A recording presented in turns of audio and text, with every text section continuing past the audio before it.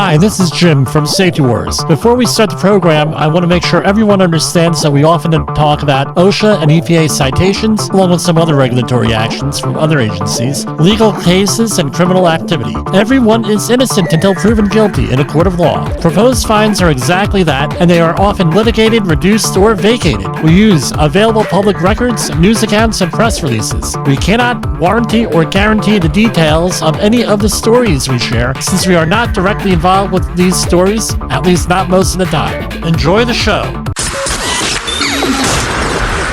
This show is brought to you by Safety FM.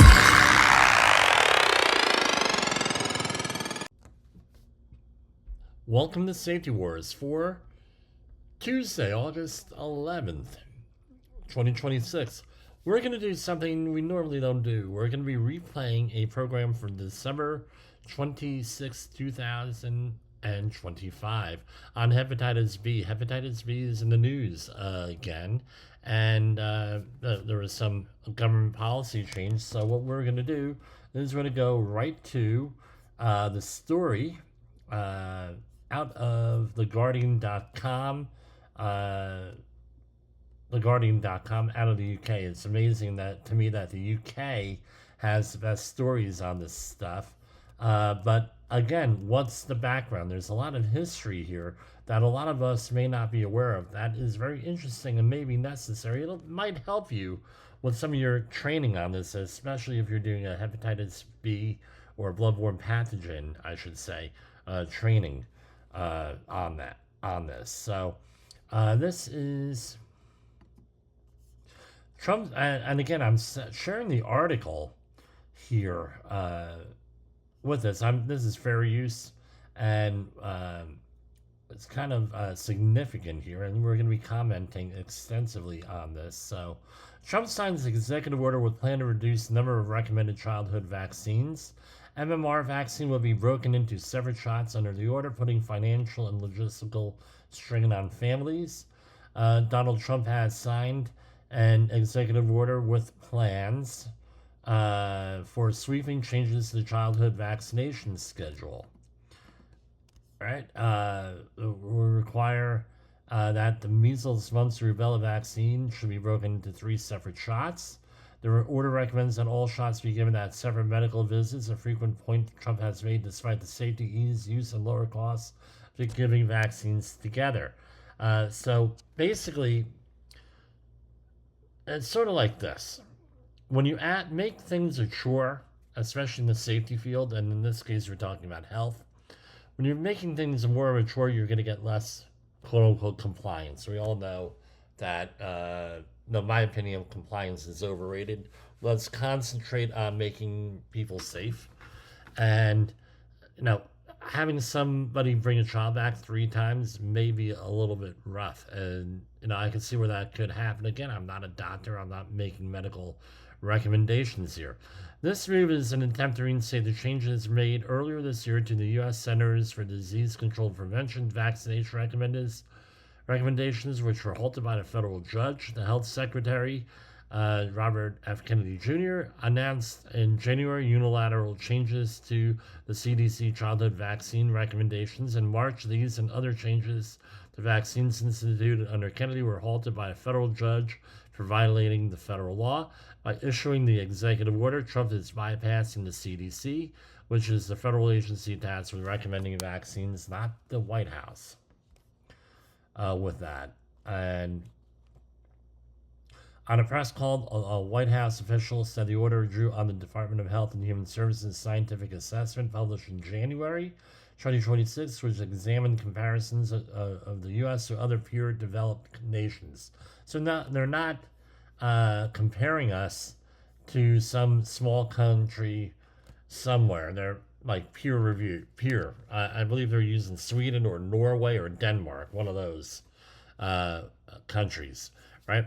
The officials said the number of recommended childhood immunizations were dropped down to 11 diseases compared to with 18 at the end of 2024. Only 6 of the 17 vaccines currently routinely recommended for all children in the U.S. will continue to have full recommendations. And we have a list here: measles, mumps, rubella, rubella, MMR, diphtheria, tetanus, pertussis, polio, HIV, right? Pneumococcal disease, HPV, and varicella.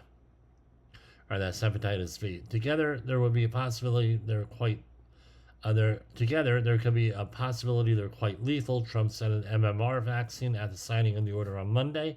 Asked if he had evidence that the MMR vaccine was lethal. No. Trump said, what I have heard is that there are some people who say it is that way. 5 other shots would be recommended only for those at high risk. And you can go on and on and on with that. One of the commentary here is both Trump and Kennedy made some repeated mentions of autism throughout the order signing, emphasizing a scientifically unproven link between vaccines and the condition. Dozens of studies show no link between the two.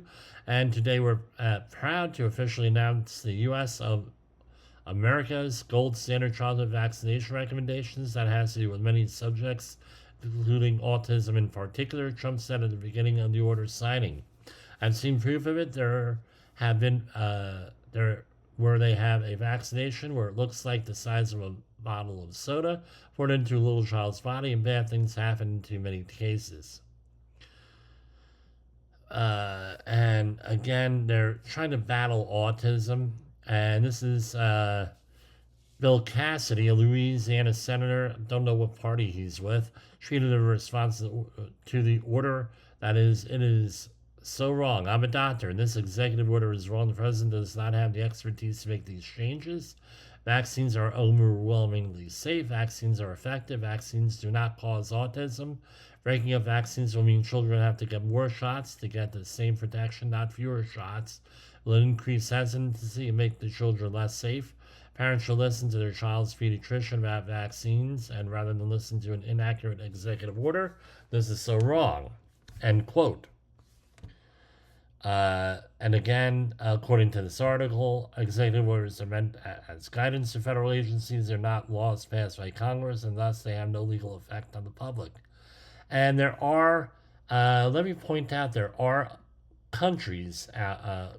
states out there that have banded together on this subject. Now, why are we replaying the program from December 26th? I listened to it. It's a deep dive into all of this stuff here and what the vaccination is if you're a first aid CPR provider, or you teach bloodborne pathogens, or just you hear a lot about this. It's a good thing to listen to. Now, I'm going to add one other thing to this, especially the hepatitis B vaccinations, right? With that, which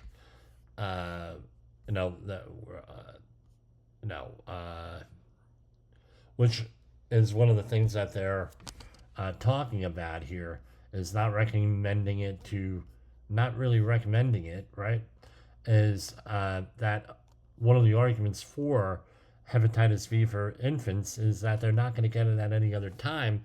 And we made a decision in the United States in the late 1980s that we were eradicating hepatitis B. And no, that's when the vaccine became available. My understanding is, might be wrong on that one. And that's why during bloodborne pathogens, they mentioned that vaccination here. Here, let me get you the actual executive order, right? They released it with this. And it goes on and on. The scientific assessment that the president ordered found that the United States currently recommends 4 childhood vaccines than any other peer nation, including more than twice as many vaccines as some European nations, and identified a set of consensus vaccines that are consistently recommended in all peer countries.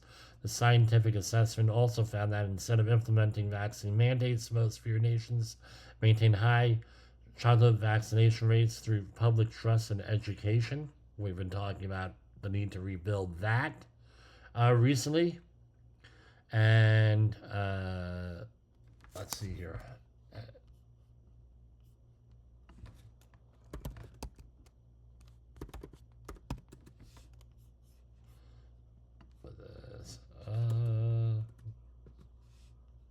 doesn't come up hepatitis. So, general provisions, nothing is or shall be, right?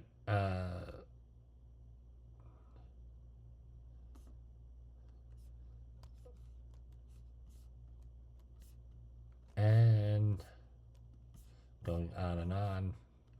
With that, now the next one.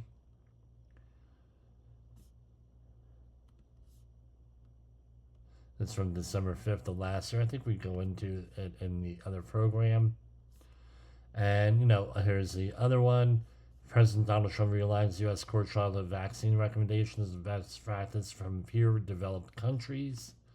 And from today, delivering gold standard childhood vaccine recommendations here with this. So, that's...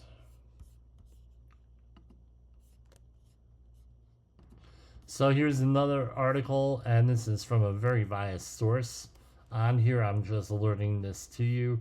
What changes are under the new policy? This is from moneycontrol.com.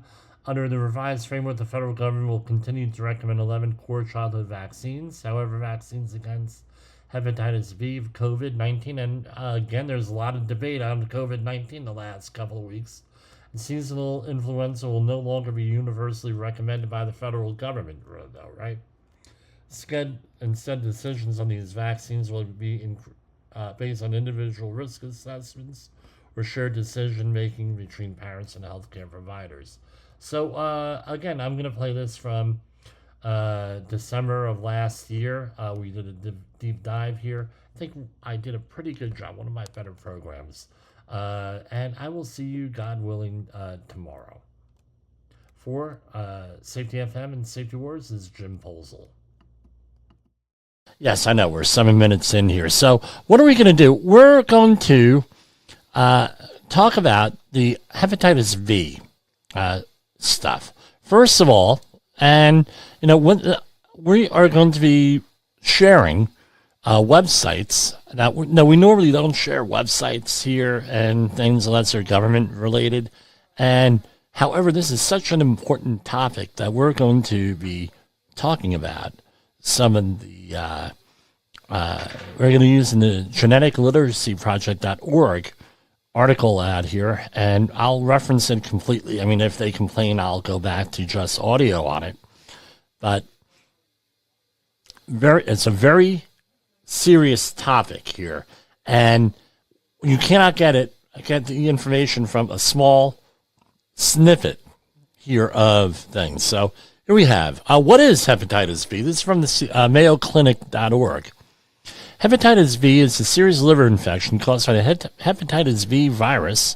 For most people, hepatitis B is a short-term, also called acute, right? Short-term, you should know that if you're a safety person. Acute and chronic, acute, short-term.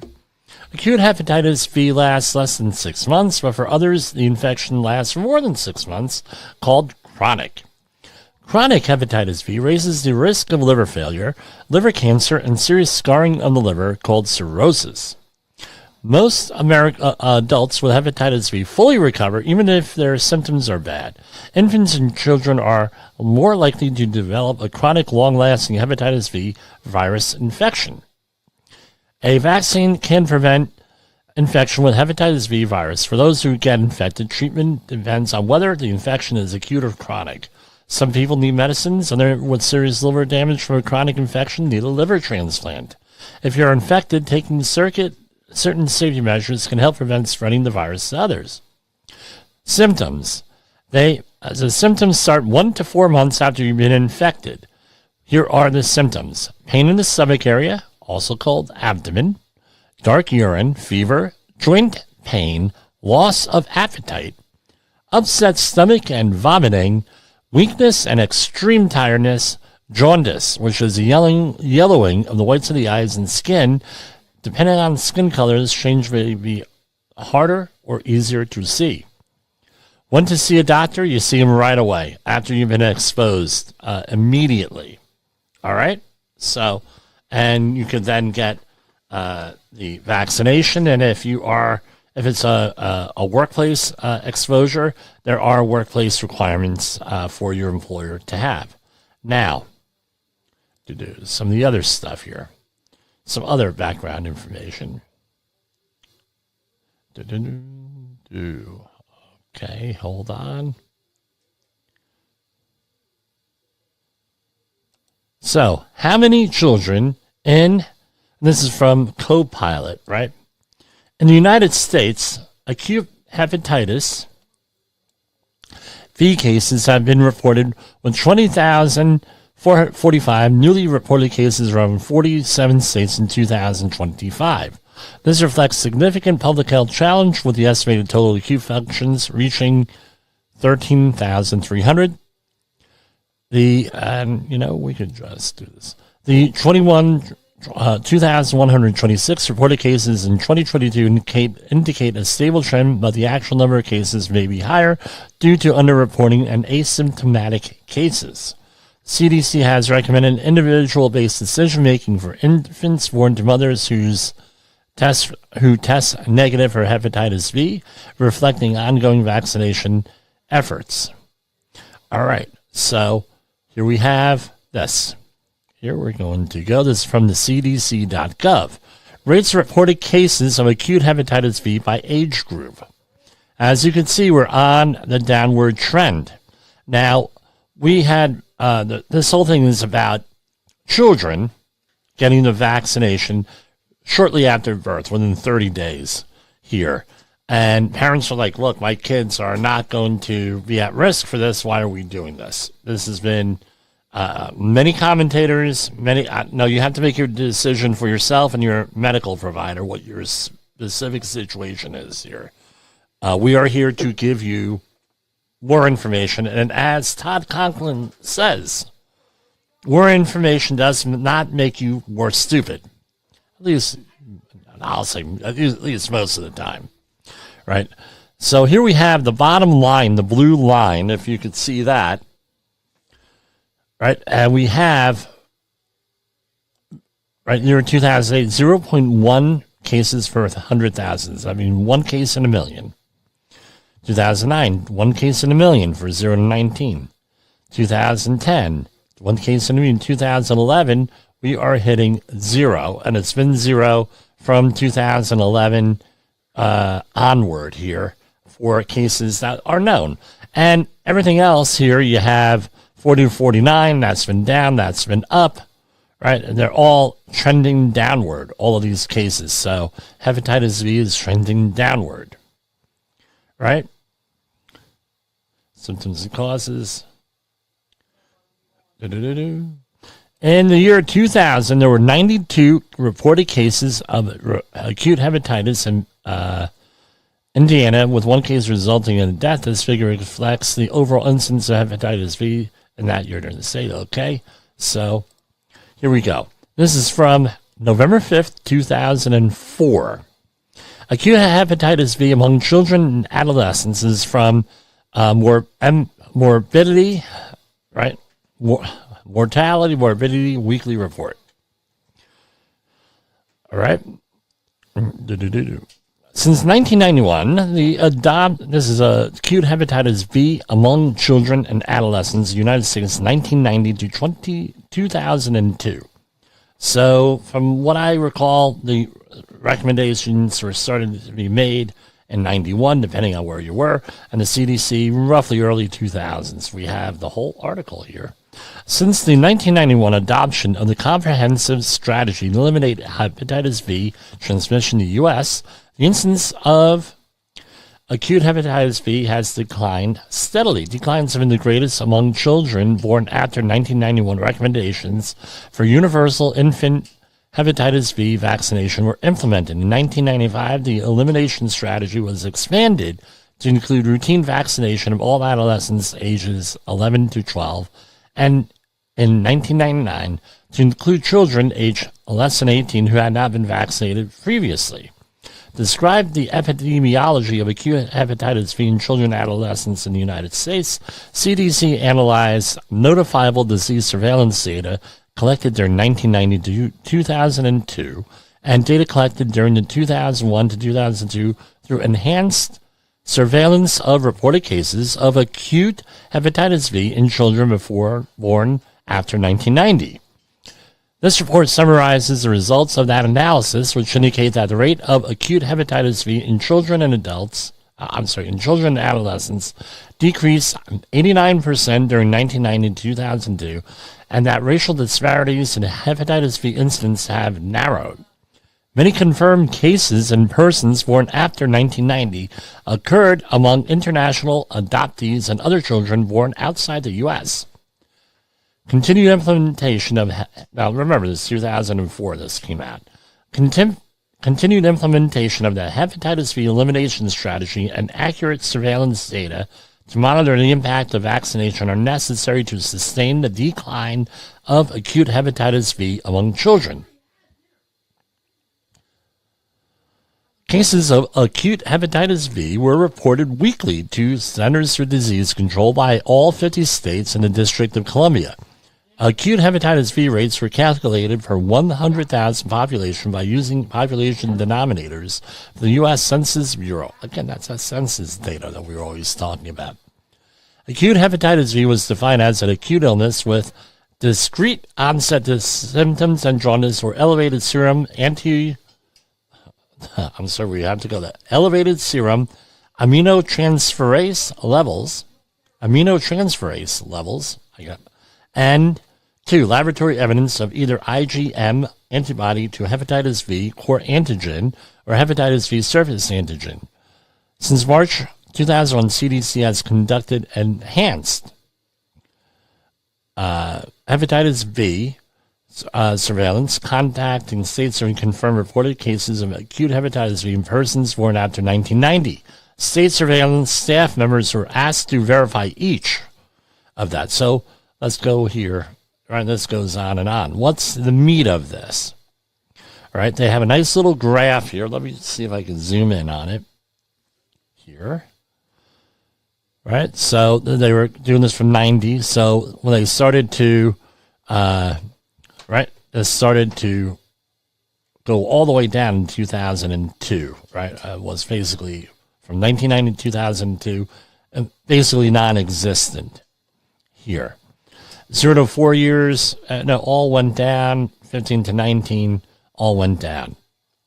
Acute hepatitis went down and was trending downward and with everything. So with all races here, Asian and Pacific Islander, Black, African and Indian, Alaskan Native, and white went way down. Everything was trending downward. With this, here's our table here. So what's the idea? The whole point of this is that the incidence of hepatitis V was going down when they started with this here. I don't think you're getting information from the critics of the CDC with this. Now, one thing, let me go in here and we're going to put in here, what is the transmission vector of hep B? Right? Transmitted through contaminated hepatitis A, transmitted through contaminated food and water, sexual contact with an infected person. Hepatitis V spread through blood, sexual contact, and from mother to child during childbirth. Hepatitis C primarily spread through contaminated blood, including unsafe injections and medical procedures. Also, I'm going to add, I have know at least 2 other people that received it from their spouse during, intimate relations. Hepatitis D occurs in individuals already infected with hepatitis V, worsening the severity of hepatitis V virus. And hepatitis E is usually transmitted through contaminated food, with outbreaks common in regions lacking clean sanitation. So that's the vector here. So let's get down to the Centers for Disease Control, what their position is here. So there are 2 articles from the CDC. Let's start with the December 5th one. ACIP. right? That's the advisory committee. This is from December 5th. The advisory committee on immunization process. Yeah, let me share this. I'm looking at myself here, right? This is from, who released it? Media@cdc.gov. ACIP recommends individual-based decision making for a hepatitis B vaccine for infants born to women who test negative for the virus. So this is for women who test negative for the virus. Now, one of the subsequent articles we're going to share with you explains what that means and what the contrary viewpoint is on this, right? And, again, they're working on old info, but they cannot, right? We cannot do a double, it's unethical. Ever since the Nuremberg codes, I believe that's what they're called, to go and experiment on human beings with a double-blind study with a curable and treatable illness. A curable, preventable illness. Like hepatitis. So you can't say we're going to give this population of people medicine, and this population we're going to give the people no medicine, and we're going to see what happens. The people that have no medicine have a deadly illness now, right? Versus the other one, versus the other group. Can't do that. That's not ethical, right? With that, ever since World War II.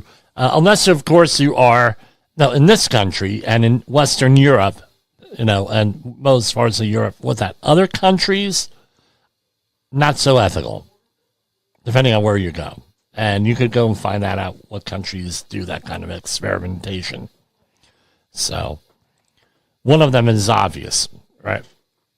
This is from the CDC and the Advisory Committee on Immunization Practices, ACIP, today voted 8-3 to recommend individual-based decision-making for parents deciding whether to give the hepatitis B vaccine, including the birth dose, to infants born to women who test negative for the virus. For those infants not receiving the birth dose, ACIP suggested in its recommendation that the initial dose be administered no earlier than 2 months of age. So let's repeat that. For those infants not receiving the birth dose, ACIP suggested in its recommendation that the initial dose be administered no earlier than 2 months of age.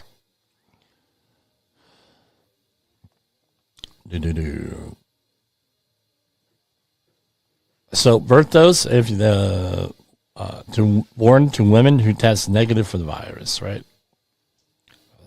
Letting them decide. Right now, before this, it was almost mandatory, but it's mandatory up to the point of, you have to be compelled, right?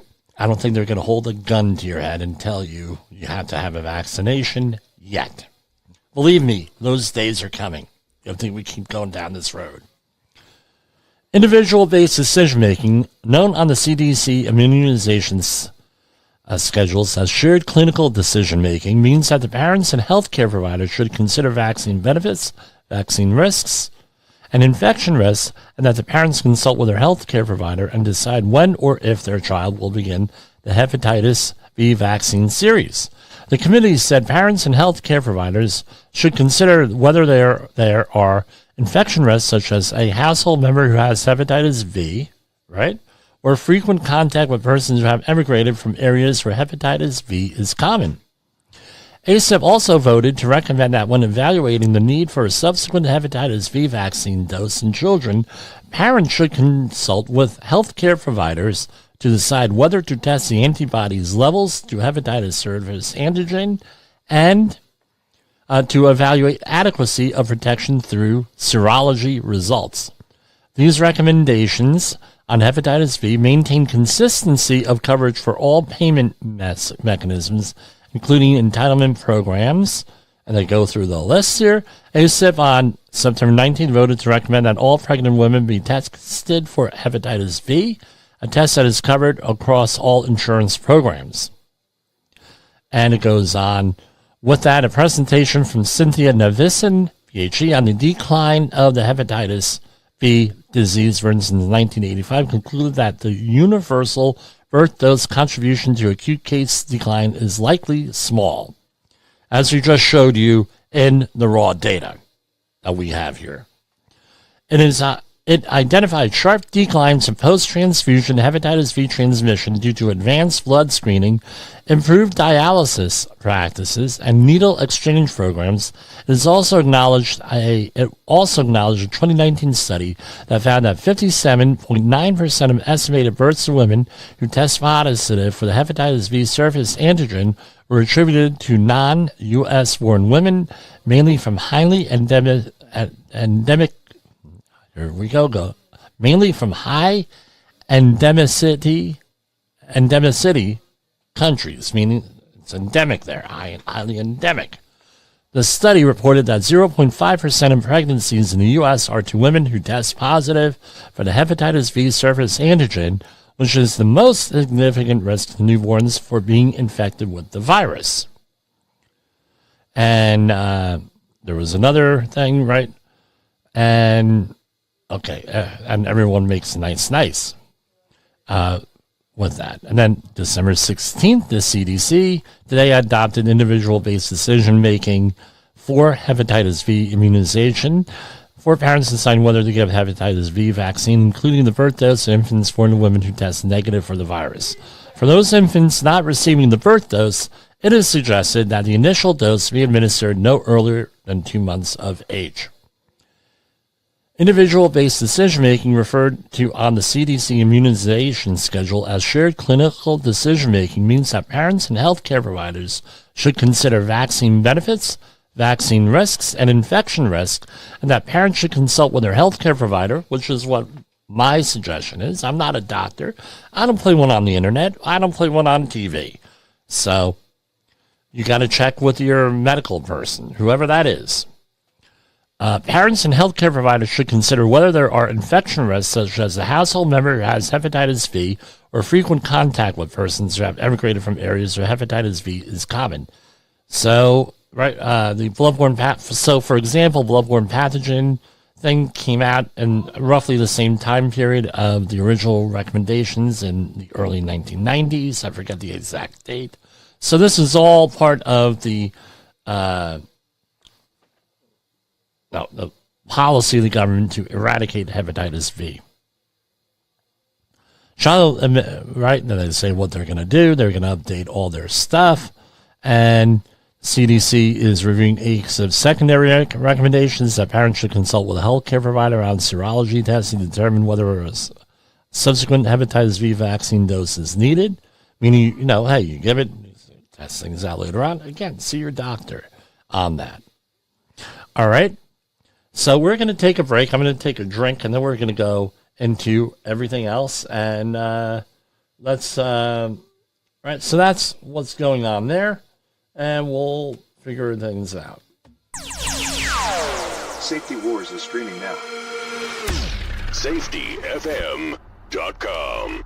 Is your safety training old, stale, and hackneyed? Is your safety trainer still preaching a warped version of behavior-based safety? How about safety training that is designed to actually address and assess your hazards and liabilities and is not standardized baloney from generations ago? Contact the Safety Wars team at safetywars.com or call me, Jim Polzel, at 845-269-5772. Remember, if you are receiving this message, you are the solution to unsafe workplaces. In an unpredictable world, one voice rises above the chaos.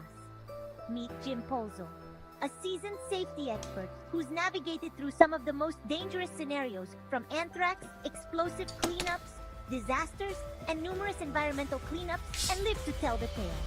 Now he's bringing his wealth of knowledge, insights, and experiences to you through Safety Wars. From workplace hazards to the hidden dangers in your own home, Jim covers it all with his engaging storytelling. Safety Wars isn't just a podcast. It's your guide to a safer world. Join Jim Polzel and become part of the Safety Wars revolution. Available on Spotify, Apple Podcasts, YouTube, and wherever you get your podcasts and videos. Safety Wars. Your safety is our mission.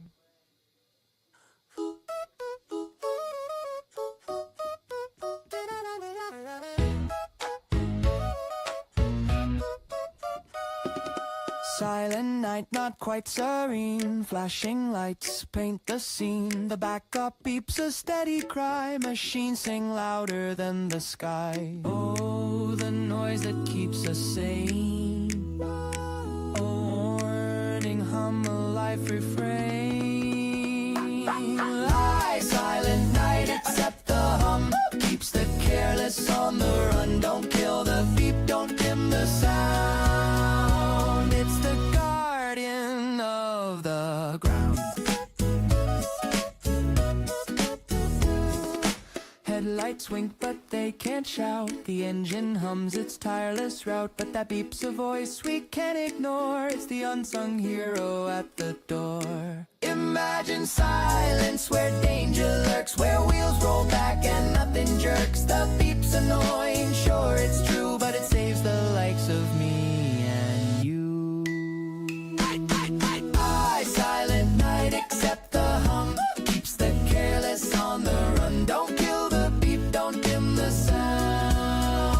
It's the guardian of the ground.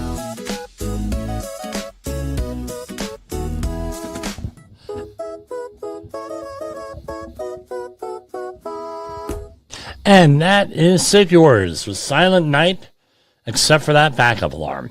Where do we come up with that song?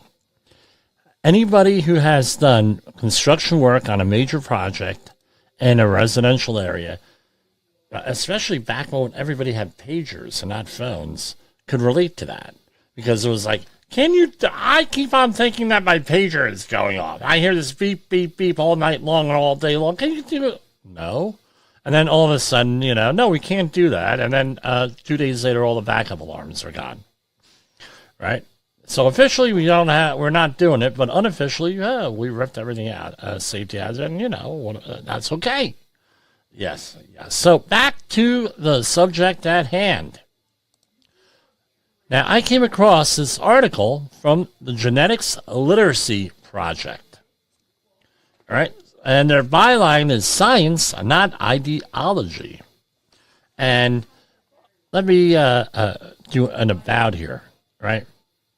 What's their mission? The Genetic Literacy Project is nonpartisan, media-based science educational, nonprofit promoting constructively disruptive innovations in a range of areas. Hey, sounds like us. Disruptively innovative.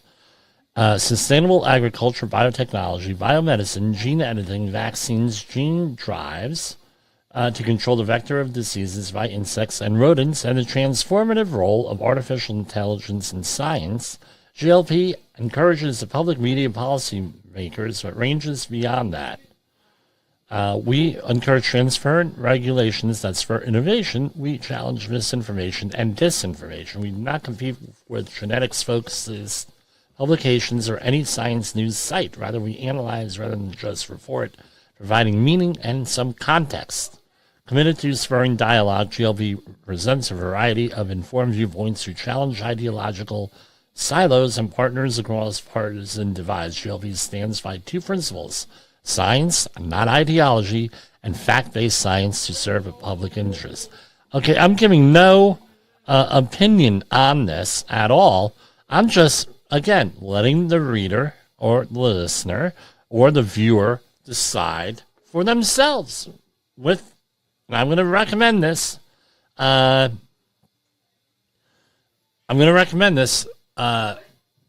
with your medical person. No, I'm not giving you an opinion here one way or another. I'm just here. And this was the best article and the best source I found for the opposing opinion. Now we have the CDC's opinion here. Right now, and their press release, now we're going to go to them. And they also include, to their credit, they include some of the other stuff here, what the whole philosophy is on this kind of stuff. So the article is by Jake Scott from December 18, 2025. Viewpoint: Killing Children. RFK Jr., CDC Trump administration's plan to roll back hepatitis birth dosing will skyrocket cases and lead to preventable diseases. All right. On December 14, 1999, a previously healthy infant was admitted to a Michigan hospital with diarrhea and jaundice. Within hours, doctors diagnosed acute liver failure caused by hepatitis B. She died 3 days later. Her mother had tested positive for hepatitis B at her first prenatal visit. She attended 10 appointments, but somewhere between that positive test and the delivery room, the information vanished. If we recall, 1990s, overwhelming majority of stuff on paper, not electronically. That's Jimmy saying this. Right, so let's add some context to the context. The record provided to the birth hospital stated the mother was hepatitis negative, so it was wrong. By the time the infant received her first vaccine at 2.5 months, the virus had already taken hold. So the infant had already been given the virus, the vaccine. This was not an isolated failure. The Immunization Action Coalition documented more than 500 similar transmissions from 1999 to 2002.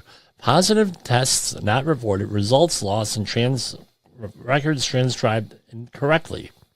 Universal hepatitis B at birth exists precisely because screening systems fail. On December 5th, 2025, the advisor ACIP, we just talked about, voted 8-3 to end universal birth dose recommendations for infants born to mothers who tested negative for hepatitis B surface antigen. In its place, the committee adopted shared clinical decision-making, a framework that removes the default and allows delay of the first dose until at least 2 months of age. Infants born to mothers who are hepatitis B positive or whose status is unknown are still recommended to receive the birth dose. For the first time in decades, the lives of more infants will now again depend on screening systems. So basically, we already know that downward trend for adults and children and everything else. This is Jim talking here. So, right? So my question is this. Is this debate a result of success? Meaning we've been so successful, and if you're a safety professional, this probably sounds familiar. We were so successful that we don't need it anymore. That's basically what did with the smallpox, right? Smallpox, we're so successful, now none of us get smallpox vaccination. This is a thing but people are still getting hepatitis B in significant numbers, so that doesn't really hold water, but I have to ask that question. Are we so successful that we're victims of our own success based on the data that we have here from the CDC and with things, right? Here you go. Unlike adults who clear hepatitis B more than 95% of the time, infants are immunologically defenseless. Approximately 90% of those infected in the first months of life will develop chronic infection. 1 in 4 will die prematurely from cirrhosis or liver cancer, diseases that emerge decades later, long after anyone remembers a mixed vaccine, the lost lab result, or the newborn who never had a chance. When a newborn is exposed at birth, hepatitis B immunoglobulin, which provides immediate and temporary protection, plus the birth dose, is approximately 94% effective. So it's not completely effective. 94% effective when given within the first 12 to 24 hours. The new ACIP guidance allows delay of the first dose until at least 2 months for infants and mothers who test negative. For an exposed newborn, that delay is the ball game. There's no second chance. The committee's decision assumes prenatal screening reliably identifies at-risk infants. It does not. Now, 14% of pregnant women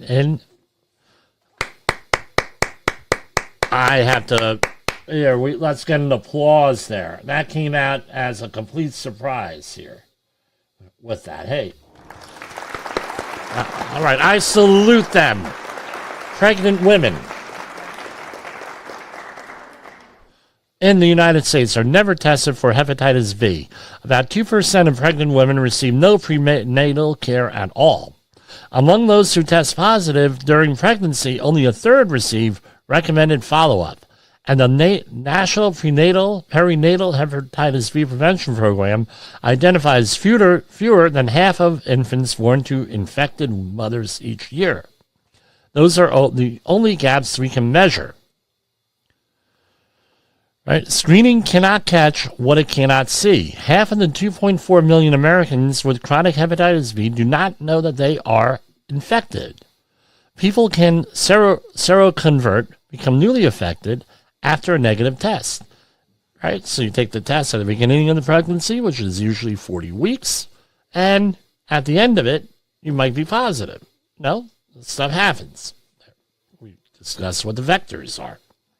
Infants can be infected by household contacts. The virus survives on surfaces for at least 7 days, and transmission rates among susceptible household contacts of infected persons range from 14 to 60%. Before universal birth dose vaccination, U.S.-born children of immigrant parents who themselves are uninfected still showed hepatitis B rates of 7% to 11% from community exposure alone. The birth dose addressed every one of those vulnerabilities. Pardon me.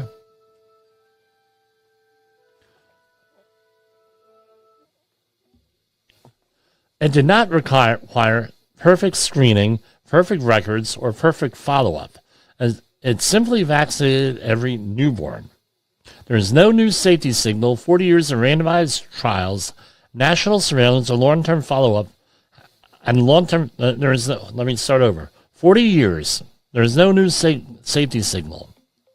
40 years of randomized trials, national surveillance, and long-term follow-up have consistently found the birth dose to be safe. A recent systemic review found no benefit to delaying the first dose and no increase in serious adverse events among infants vaccinated at birth. The evidence did not change, the committee did. For clinicians, the ACIP vote creates an immediate practical problem. Federal guidance now conflicts with professional standard of care. During COVID, we went through this, right? Everybody with this professional standard of care. It may or may not be valid, depending on the situation, but the professional standard of care is vaccination at birth. Within hours of the vote, the American Academy of Pediatrics issued a statement calling the decision irresponsible and purposefully misleading. The AAP, American College of Obstetricians and Gynecologists, the American Academy of Family Physicians, and Infectious Disease Society of America have reaffirmed that universal birth dose vaccination remains the standard of care for their members. The Red Book, the AAP's authoritative reference on pediatric infectious diseases, has not changed. Hospital standing orders in most systems have not changed. Physicians now face a choice between following a federal advisory committee that abandoned its own evidence through recommendation framework and instead following the professional societies whose guidelines define their standard of care. This creates immediate medico-legal uncertainty. Never heard of that word, medico-legal uncertainty. In a case involving a preventable perinatal hepatitis B infection, a plaintiff's attorney will cite the AAP guideline, not the ACIP vote. A reconstituted federal panel's deviation from established science does not constitute a defensible standard of care. Where have we heard that before as safety professionals? Following OSHA regulations, EPA regulation, all these other regulations doesn't mean crap when someone gets hurt, someone gets killed, someone gets infected, someone gets cancer, someone gets an occupational illness, you name it. I followed we know this from the popcorn flavorings case here that we've discussed here. So that's something to consider here. So now we've heard that. It's not an affirmative defense usually that, hey, I follow government procedures. Oh, well, what's the standard of care? For now, the answer is clear. Follow the Red Book. But the question of where to look for guidance is no longer simple. ACIP was designed to provide a unified, evidence-based national standard. That function has been compromised. Clinicians must now triangulate between professional society guidelines, state health department directives. California, New York, Illinois, and others have already reaffirmed the birth dose and their own institutional policies. This is not how vaccine guidance is supposed to work in a functioning public health system. Well, you guys broke it during COVID, and that's my comment. Right? Why? Because you did not have qualified people up there. Sorry, you did not have qualified people up there talking about this. You had people who were, you had medical providers up there and governors up there with, selling books, looking good, like they're in control and can calm the public down. You had multiple types of all. This is a fallout from COVID and how it was managed. They could have had the effect of social media on this stuff too. Let's not forget that. Social media, Doctors Google, Dr. Instagram, Dr. TikTok, now Dr. AI. And their impact on how we viewed things. No, again, fallout. People do not trust the government on this stuff. They have lost, and I have said this for many years now, going on years. They have not worked to build back their credibility with the American public. And now we have these decisions being made. They're controversial. If they're right or wrong, I don't know. I'm not a doctor. But now we have this other situation. Now we have, instead of one group of people not agreeing with or not trusting the government public health service, now we have more people that are not trusting the public health service. So I don't think our situation has gotten better. It's gotten worse here. Oh, yeah. I'm going to get the listener mail on this one. Insurance, and if you want to send it over, jim@safetywars.com. 845-269-5772. Insurance implications deserve close attention. Under the Affordable Care Act, private insurers must cover vaccines recommended by ACIP without cost sharing. The shift to shared clinical decision-making can preserve that coverage. Vaccines under this designation, like meningococcal B, remain covered, but it's only if the CDC director formally adopts a recommendation, publishes it on the immunization schedule. The current HHS secretary has made no secret of his skepticism toward the childhood vaccine schedule. If the implementation or language shifts, if the HHS declines to ratify the recommendation or publishes it in a way that suggests the vaccine is not recommended for routine use, insurers gain room to add friction. Cost-sharing requirements or coverage limitations would transform the birth dose from default protection to a financial barrier for families without robust insurance. The Vaccines for Children program will continue to provide the vaccine free for Medicaid-eligible and uninsured children, but the VFC administration fees are already inadequate, and the added counseling burden of shared decision-making is not compensated. Safety net clinics. The providers that serve the populations most vulnerable to screening failures face a financial disincentive to engage in the very conversations the new policy requires. This is how vaccine coverage erodes, not through outright prohibitions, but through administrative friction, funding ambiguity, and the quiet accumulation of barriers that fall hardest on those with the thinnest margin for error. Modeling estimates provide 1,400 additional chronic pediatric hepatitis B infections per year, approximately 300 additional cases of liver cancer, and 480 preventable deaths over the lifetime of these children, along with more than $222 million in excess annual healthcare costs. Again, money.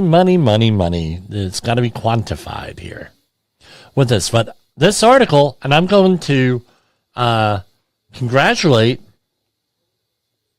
Jake Scott on this, right, for writing a phenomenal article here. Very well balanced article. We're going to use articles again from this source here, right?